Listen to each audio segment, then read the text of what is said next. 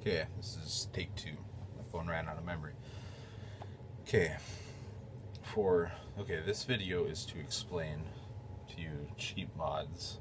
I'll do another video for more expensive mods. If you're just starting out on a basic car that you just picked up, say Mitsubishi Eclipse, Mustang, whatever you have, just a car that is able to be modified, that could expect more power from. Because if you have, like, say, I'm going to hate on the Hondas right now, but if you have a Honda, no. You're not gaining any more power until you throw forced induction on it. I'm serious. You may be able to build your engine to 200 wheel horsepower NA, but it's still 200 horsepower. I mean, if you're going to want to go more, forced induction. That's the only way. It's pretty much the only way for 4 cylinders to go, but okay, when you start modifying your car, first thing you're going to want to do is make sure your maintenance is all kept up. Timing belt, water pump, drive belts, oil, coolant, tranny fluid, clutches holding up good, and make sure there's no trouble codes in your ECU. It's a good idea to do all that. Harmonic balancer, make sure it's not separating, because that will cause problems if you add power.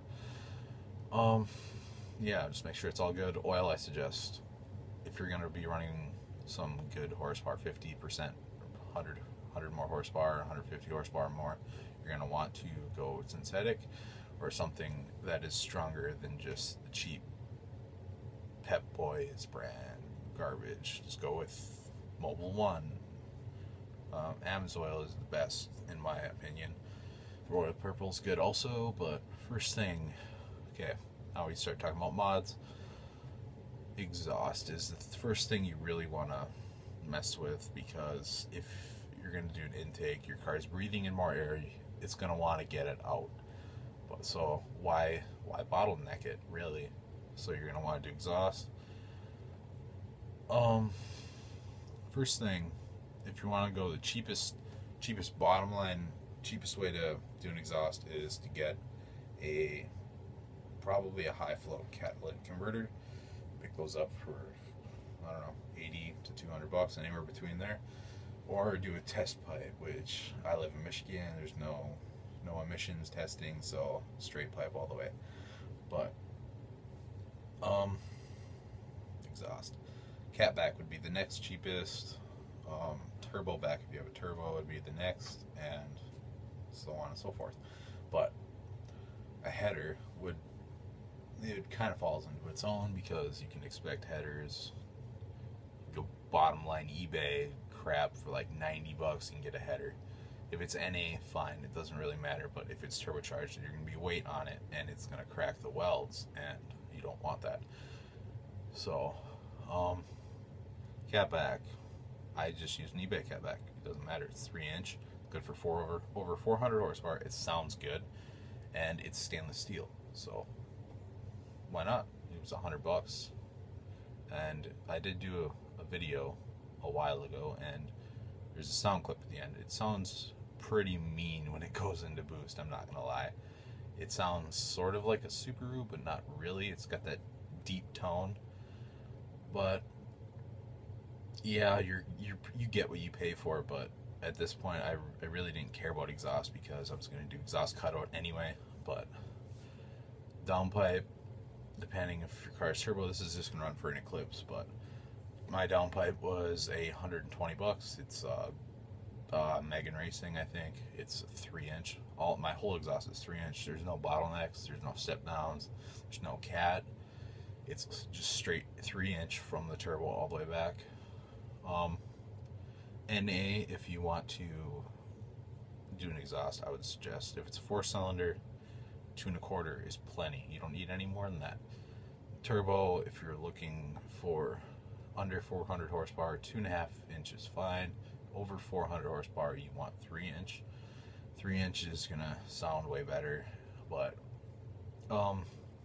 you will notice some torque drop, but you gain it on the top end. And my car makes its peak torque at 3,000 RPMs, and by that time it's already been in full boost for since about 2600 RPMs, so it can build a lot of torque through that. Yeah, header, again, if you want turbo, get a lot of people call it a manifold if you have a turbo, but that just depends if it's cast or not. A cast iron manifold would be a manifold. If it's stainless, some people still call it a manifold if it's piping, but I call it a header. It doesn't really matter. It's the same thing. High flow cat, you can get them from, like I said, 80 to 200 bucks, anywhere between there. You can gain some moderate power from that, because the way cats work is sometimes if your car has high mileage, like mine did, had 165,000 when I changed the exhaust on it. The cat can actually break, like all the platinum coated parts on the inside can actually shatter and melt together and start clogging, and might as well get rid of it if you don't have emissions test. There's no reason to have it, really. Exhaust gaskets. This is a good issue to talk about here. Okay, exhaust gasket. When you get in a kit, they're gonna look like this. This is for a 3-inch, by the way. They're gonna have all these dots on them, and they're not gonna be solid metal. There's graphite sandwiched between two pieces of tin in here. These don't last at all. Here's an example. This was on there for, I believe, 5,000 miles. It's pretty nasty. This is another example that was on there for 5,000 miles. That's an exhaust leak right there. So I would suggest getting OEM gaskets if you can. Like this is for the stock manifold when it was NA, but it's a 2-layer piece of metal. There's not supposed to be anything between it. It says 165,000 miles on it, and it's a little dirty, yes, but it still works. It's not breaking apart. There was no leaks or anything. So when we get exhaust out of the way, we can go to intake. The cheapest thing to do is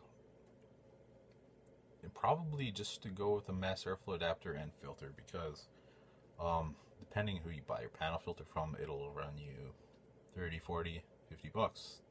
If you buy K&N, it's gonna be over $100. So why waste your money?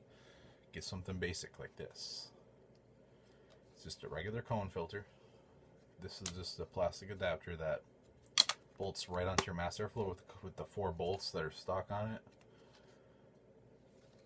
And on my car specifically, you can gain, I think, from what people have said about it, like not the sellers, like people who have actually done this to their cars, you can gain 5 horsepower at the least, or around average. But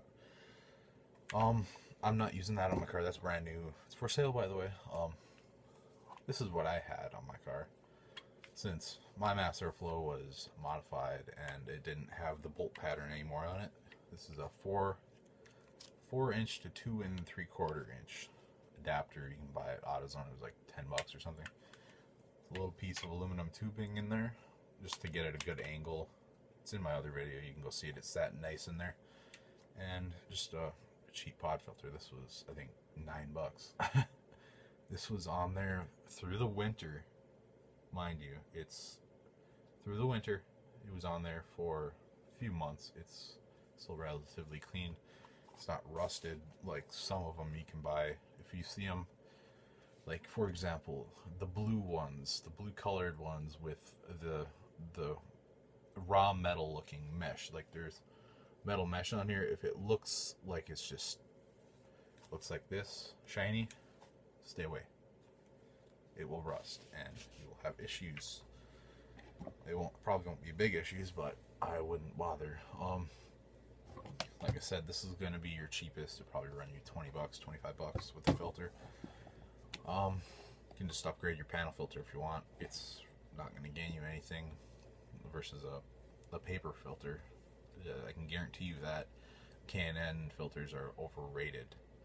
Don't buy an oil filter if you have a hot wire mass airflow like my car does. the oil gets on the mass airflow, the hot wire in the mass airflow sensor, it will not read right. And you will have issues starting when it's cold. You'll have issues with gas mileage. For example, if you don't have a mass airflow sensor, if it's broken or something, expect like a third the gas mileage as you would normally. For example, my car didn't have one, it wasn't working. I was getting 10 miles per gallon for a long time, and I didn't know why. This is why you check your codes, because I figured out it was mass airflow, and I fixed it, and I started getting around 28, 29 miles per gallon, and it's so much better. Another thing, if you want to go a little more expensive on your intake, this next step is hard pipe intake, which is also known as a cold air intake. I don't really call it a cold air intake because you're not really drawing in cold air. It doesn't really make a difference, but a hard pipe. Most cars from the 90s and the 80s and upwards into the 2000s had a rubber tubing for the intake. And inside that rubber was little ridges, like I've seen, it looked like corrugated tubing, and that causes restrictions. It'll cause turbulence, it'll mess up the airflow and everything, and it's a good idea to replace those. Yeah, you can get a cold air intake for relatively cheap. You can make one for $50, really, less than that maybe, depending on the material. You can get aluminum, you can get stainless. Stainless is going to be more expensive, but it'll look better. It won't corrode, it won't rub through anywhere if you have vibrations. Aluminum is cheaper, looks fine, it works fine, but it won't last as long. Okay, that is it for really cheap mods to do. I'm trying to think of anything else. Spark plugs would be good too, to replace your spark plugs and wires. I mean, you can get plugs and wires. You can get, if you have 4-cylinder and you're turbocharged, you can get some NGKs on eBay. They're still NGKs, by the way. $10 free shipping. Go buy some. Buy a few packs of them. You'll never have to worry about it.